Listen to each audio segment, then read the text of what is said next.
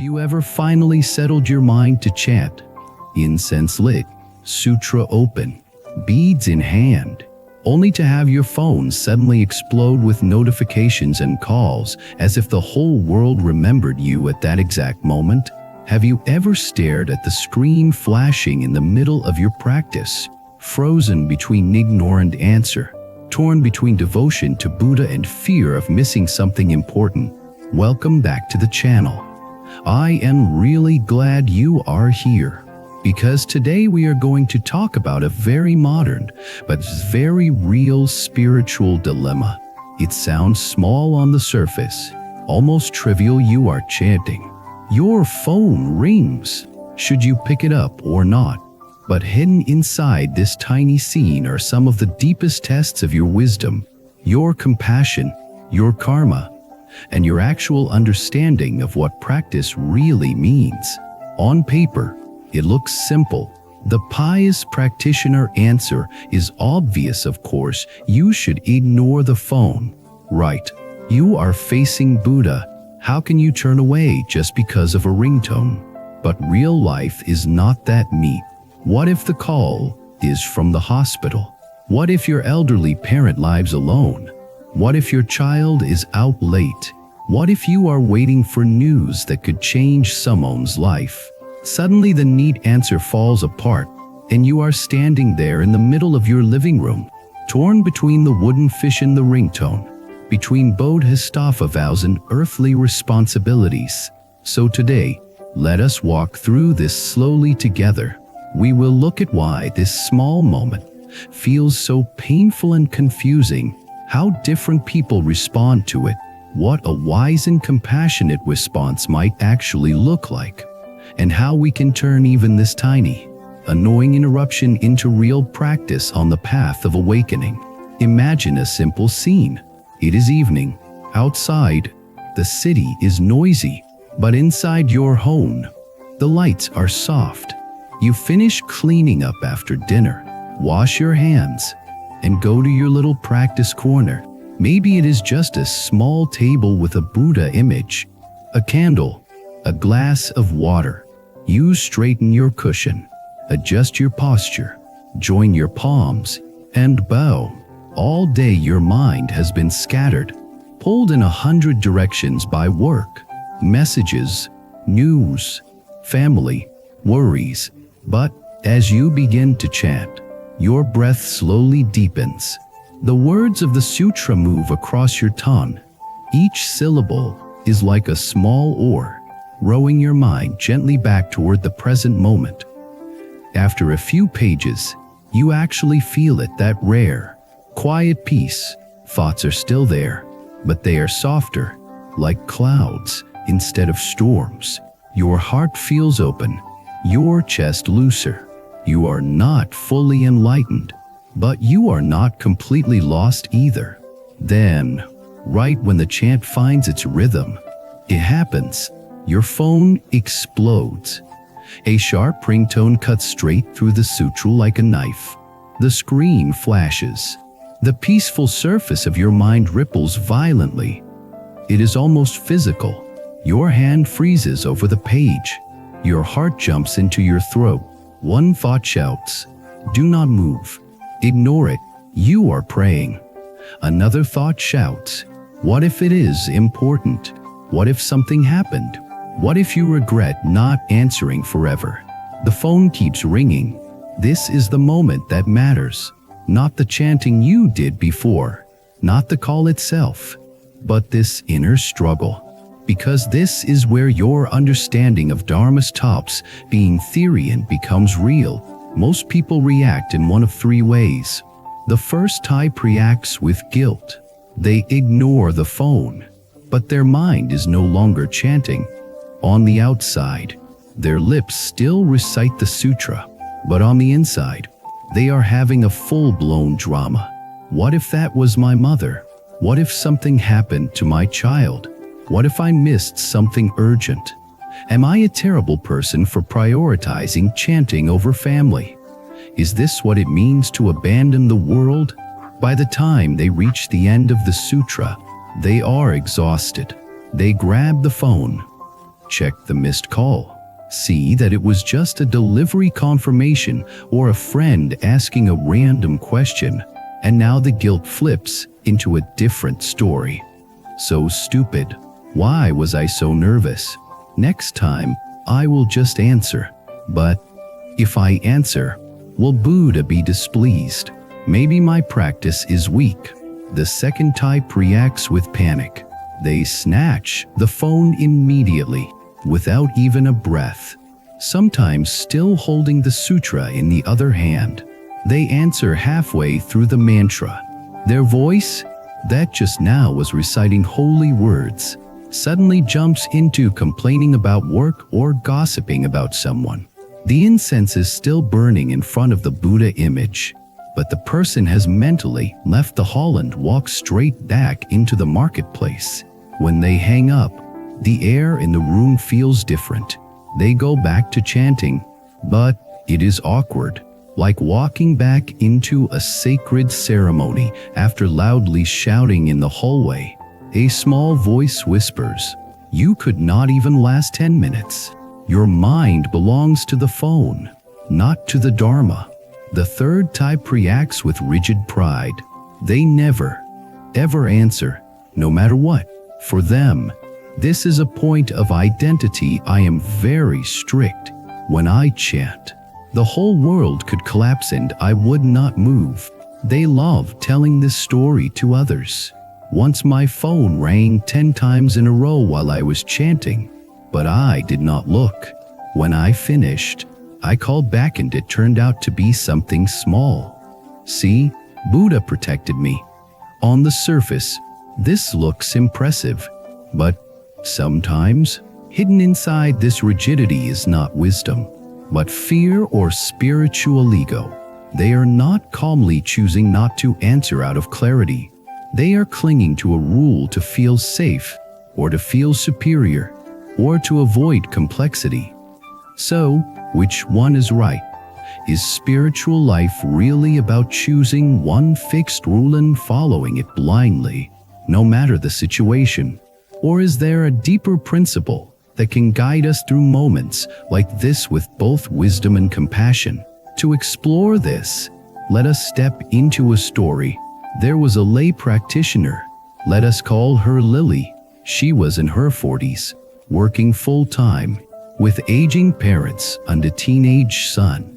Life was busy, noisy, and full of small stress. Many years ago, she had made a quiet vow to chant a certain sutra every night. At first she was on and off. Some days she was too tired. Some days she forgot. But after a health scare in her family, she became much more serious. Every night after everyone went to bed, she would wash her face, light a stick of incense, and sit in front of her small altar. She treated that time as sacred, a line in the day she would not cross. But there was one problem. Her phone. Her parents lived in another city. Her father had a history of heart trouble. Her mother complained that he was stubborn and refused to rest. Her son was going through his rebellious phase, going out with friends, coming home late. Lily did not want to become a paranoid controller, but she carried a quiet worry in her chest all the time. So when the phone rang during chanting, her entire body tensed. Sometimes it really was something important. Once, her mother called to say her father had been rushed to the emergency room. Another time, her son's friend called because there had been a minor accident and they needed help. In those moments, Lily was grateful. She answered. She felt, if I had ignored that call in the name of practice, how would I live with myself? But most of the time, the calls were not urgent at all. I call a asking about a non-urgent document. A neighbor calling to chat about trivial things. A customer service robot. Her mother wanting to complain about the neighbor's dog. The pattern became clear. If she always answered, her chanting time was constantly broken by small, unnecessary interruptions. If she never answered, She lived with dread that one day she might miss a real emergency. Either way, her heart was not at peace. One day, after yet another night of being torn in half by the ringtone, she decided she could not keep guessing. The next time she visited the temple, she went to speak with an elderly teacher, a monk who was known for both kindness and straight talking. She did not sugarcoat her question. She said, "Teacher, when I am chanting and my phone rings, what should I do? Should I answer or not? If I answer, I feel guilty toward Buddha. If I do not answer, I feel guilty toward my family. It feels like no matter what I do, I am wrong."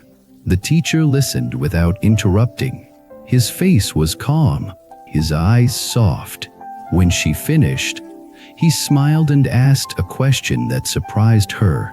He said, "Tell me, when the phone rings, what does your mind do? Before your hand even moves?" Lily blinked. She had never thought about that. She answered slowly, "I panic. I imagine all kinds of disasters. I also feel irritated. I think, why now? Of all times. And I feel guilty, like I have to choose between Buddha and my loved ones." The teacher nodded. "So in that moment, your real struggle is not about the phone. It is about fear, imagination, guilt, and attachment. The phone is just a mirror." He paused, then continued, "Buddhism is not interested in turning you into a statue who never moves. It is interested in the quality of your heart in each movement. The question is not always answer or never answer. The question is, in this specific moment, what is the most wise and compassionate thing to do?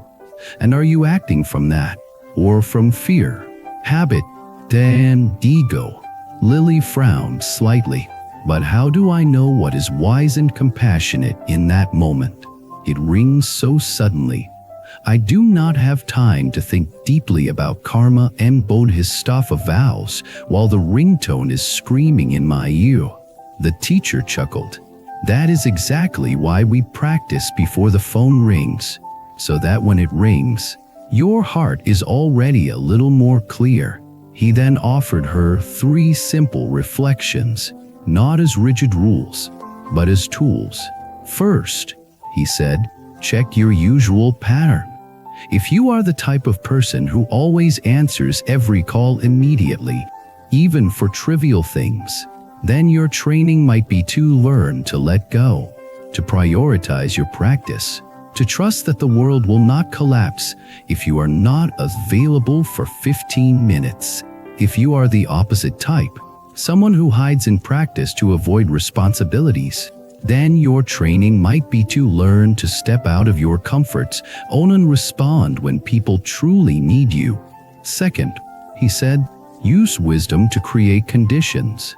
You do not have to wait until the phone rings to start thinking. You can talk with your family and explain, at this time each day, I will be chanting. If there is no real emergency, please avoid calling during that time.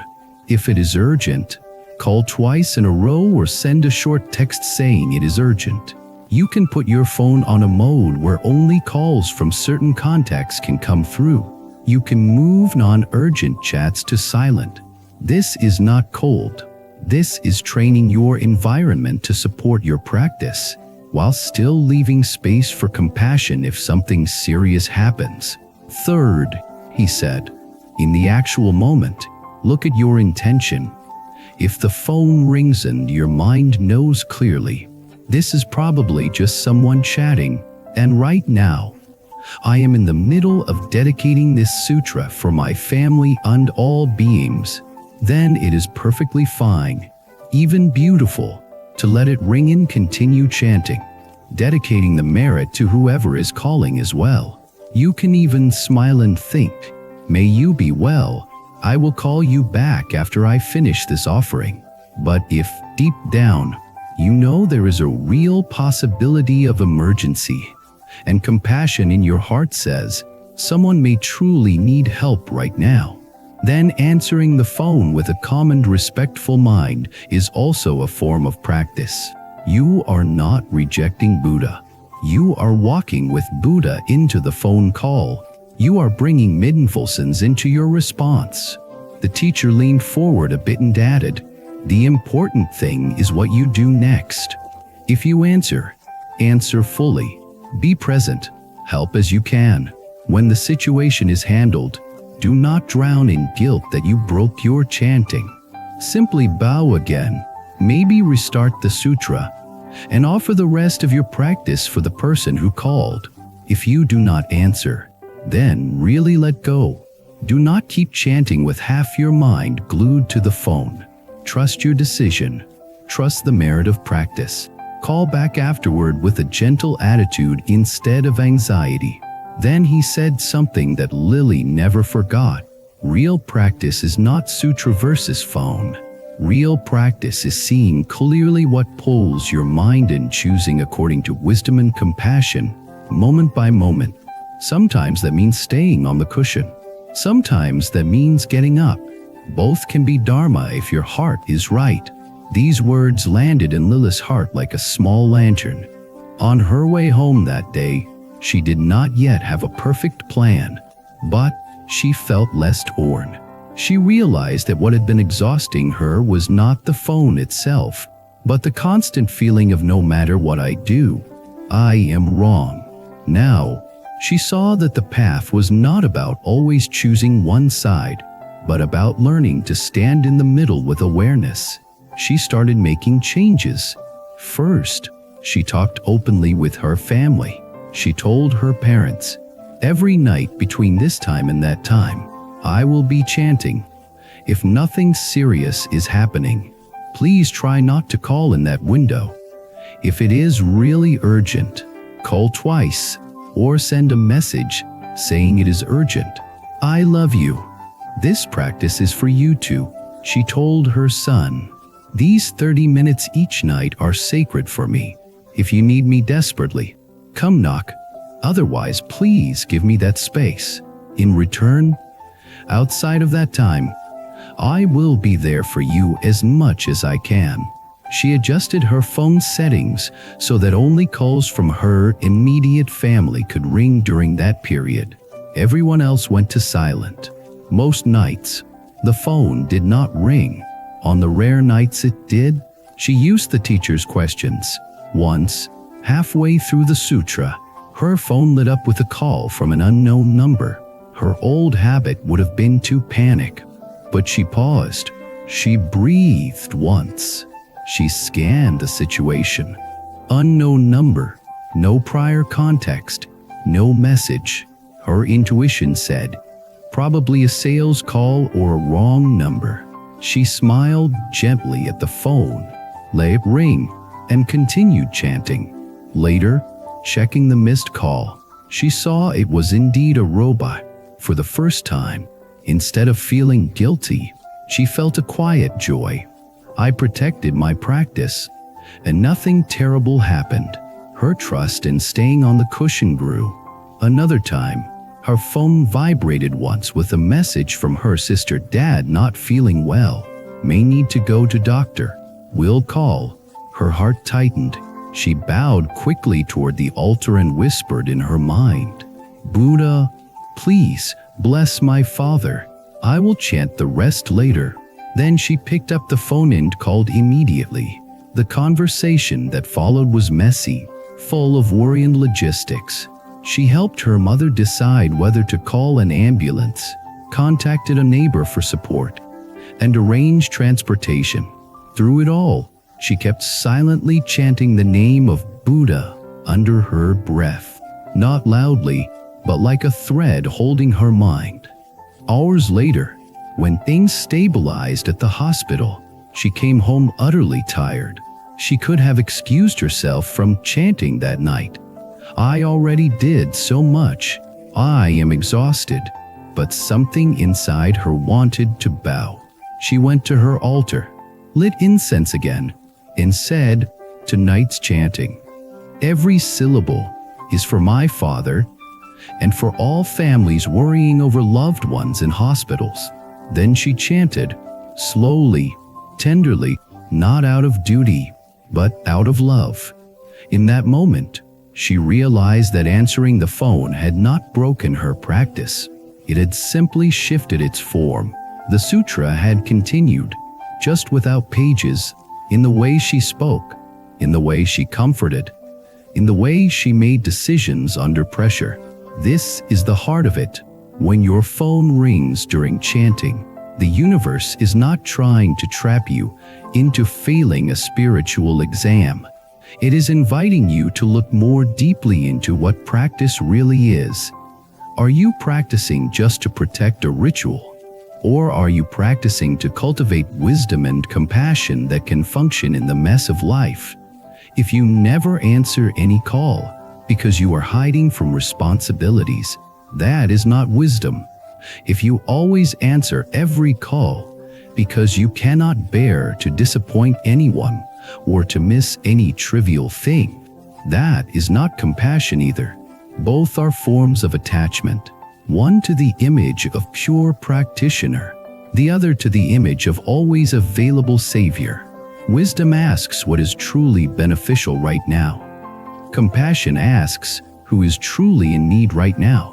Karma whispers, what seeds are you planting with this habit? If you repeat it 100 times, to answer wisely, you do not need perfect clairvoyance. You need a heart that is gradually becoming more honest with itself. There is also a deeper layer here about the relationship between sacred time and ordinary time. Many people unconsciously divide their life into two boxes. Box 1, temple, altar, chanting, meditation. Box 2, work, family, phone, bills. In box 1, they are careful, reverent, gentle. In box 2, they are scattered, reactive, and harsh. When the phone rings during chanting, those two boxes collide. The mind screams, do not mix them. But the path of awakening is actually about dissolving that wall, not by making everything mundane, but by bringing awareness and compassion into every corner of life.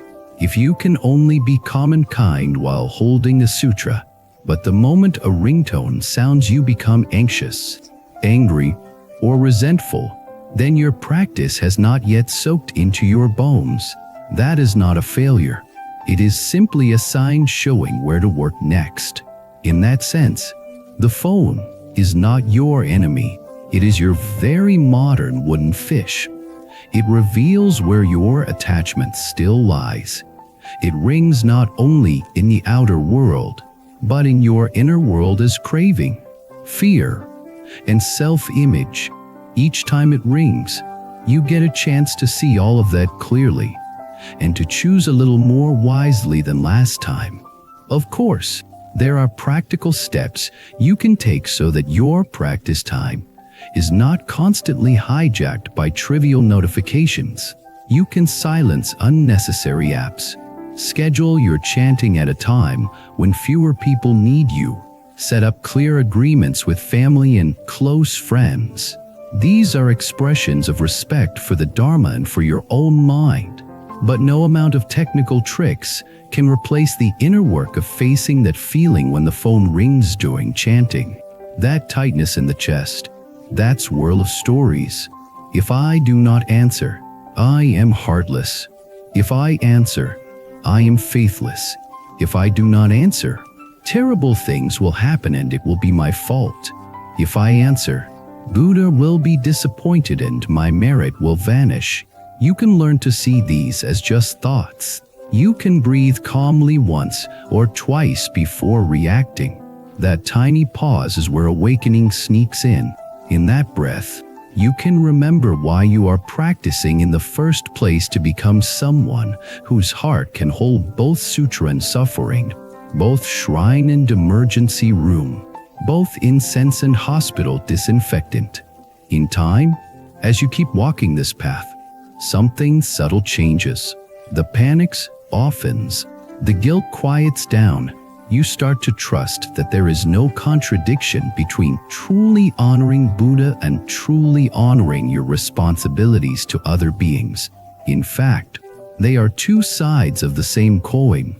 If you never care for your family, if you ignore genuine cries for help in the name of Buddha first, then what kind of Buddha are you imagining? A Buddha who is cold, rigid, and indifferent. But the Buddha we bow to is the embodiment of great compassion. To ignore suffering in front of you while murmuring his name is to misunderstand him.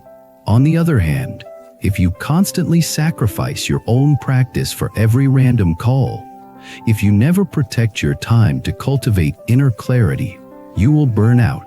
Then your help to others will be shallow and unstable. It is like someone who jumps into the river to save others without ever learning to swim. The intention is good, but the outcome may be tragedy for everyone. So the path is dynamic balance. There will be nights when you firmly let the call go to voicemail. Dive deeper and keep chanting. There will be nights when you put the sutra down, pick up the phone, and let your practice continue as wise, kind speech. Both can be skillful. Both can accumulate merit. The real test is in your aftertaste. If, after not answering, you are secretly proud of yourself, thinking, I am so pure, not like those who would interrupt practice, then you have planted seeds of arrogance. If, after answering, you are flooded with shame and self-attack, thinking, I ruined my chanting, I am a fake practitioner, then you are planting seeds of self-hatred. If, after either choice, you can bow sincerely, reflect honestly, adjust if needed, and dedicate your practice for all beings, then you are walking with wisdom. You might ask, but what about merit? Does answering the phone destroy the merit of the sutra I was chanting? Here is a different way to see it. Merit is not a delicate glass that shatters if the phone rings once. Merit is the natural result of actions rooted in generosity, ethics, patience, diligence, concentration, and wisdom. If you interrupt chanting to mindlessly gossip or complain for half an hour, feeding anger and attachment, then yes, you are steering your mind away from wholesome roots. But if you interrupt chanting to help someone who is scared, sick, or in genuine need, speaking kindly, acting responsibly, and then returning to your practice when you can, that is not destroying merit, that is spreading it. There are stories in the tradition of practitioners who gave up great personal retreats to take care of an ill parent, a teacher, or even a stranger. At first, they felt they were delaying their path. Later, deeper teachers told them, you did not delay. You practiced in action. You brought your vows into the real world. Your phone will not usually present you with such dramatic choices. Most of the time it will be small things, but the principle is the same. In each tiny moment, you are training your heart to recognize what truly matters. You are learning to bring midden fulsons into your thumb before it slides across the screen. As we come to the end of this long reflection, I want to speak to the part of you that may feel tired or discouraged. You might be thinking, I cannot even handle my phone during chanting. How can I ever become wise or compassionate enough for the big challenges of life? Please be gentle with yourself. We are all children of this digital age. Our attention has been pulled, sliced, and monetized since we were young. You are not weak or broken for struggling with this. In fact, the very fact that you care enough to feel torn, to ask, to seek a wise way through this, already sets you on a very different path from simply surrendering to distraction. Every time you choose to silence your phone before practice, You are taking one small step. Every time you choose to answer a truly urgent call with calmness and then return to your cushion, you are taking another small step. Every time you catch yourself reacting from fear and then reflect afterward, adjusting your habit, you are taking yet another step. Awakening is not one giant leap. It is a million tiny choices, made again and again, often in ordinary moments like this one. So next time you are sitting there, Sutra open, heart slowly quieting, and your phone suddenly rings, remember this: you are not being attacked by technology. You are being invited into practice. The invitation reads, can you stay awake right now? Can you feel your fear, your guilt, your habits, and still choose according to wisdom and compassion instead of reacting blindly? Can you remember that both the chanting and the caller are part of this vast web of karma, and that your response can plant seeds of clarity rather than confusion? You might still make mistakes in your own eyes. Some nights you will think, I should have answered. Other nights, I should have let it ring. That is okay. As long as you keep learning, keep refining your intention, keep softening your heart, those mistakes become your teachers. One day, you may find that the ringtone no longer immediately throws you into panic. Instead, you hear it like a bell in a meditation hall. Ding. Check your mind. Ding. Where am I right now? Ding. What is needed? At that point, whether you answer or not, you will answer from a place much closer to the Buddha you have been chanting to all along. If this long sharing resonated with you, I would love to hear your experiences.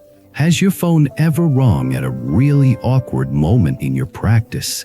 What did you do? Have you ever regretted answering or not answering? Have you found any practical ways to balance protecting your practice time with being available for people who genuinely need you? Your story might be the mirror that helps someone else who is sitting in their living room right now, torn between a sutra and a ringtone. If you would like to keep exploring topics like this together, questions of awakening, wisdom, karma, compassion, spiritual discipline, and how to live all of that in a very messy modern world, remember to subscribe to the channel, like this video if it helped you, and share it with friends who might be facing the same struggles. If you feel called to support this work more steadily so we can keep creating long, thoughtful content for your practice, you are warmly invited to join as a member as well. Thank you for staying with me all the way to the end. May you find, in every small interruption, another doorway into practice. May the sound of your phone and the sound of your chanting both become reminders to wake up, to love more deeply, and to walk this path with a little more wisdom and a little more compassion each day. At the end of the day, we all need something that brings us back to ourselves. Something that reminds us to slow down, breathe, and stay centered. Simple bracelet can do exactly that. Every bead you touch brings your mind back to calm, back to clarity, back to the present moment. If one of the bracelets you just saw resonates with you, you can find the purchase link in the video description and explore more beautiful styles in our channel store. Let the one meant for you find its way to your wrist.